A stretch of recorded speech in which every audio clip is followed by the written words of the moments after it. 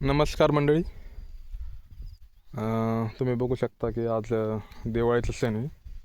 पण आमच्याकडं जसं की लाईटीचा प्रॉब्लेम असल्यामुळं आम्हाला असं पाणी भरावं लागतं नाही का, अंधाराचं पण येऊन.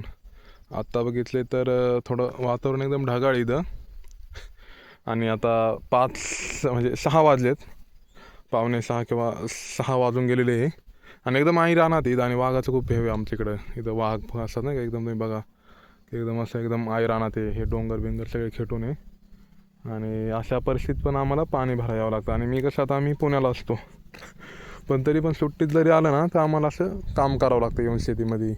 पाणी भरणं, गुरांग जाणं, म्हणजे एकदम तुम्ही समजू शकता अशा प्रकारचे कामं करावं लागतात. हे बघा, इथं खाली एक विहीर आहे.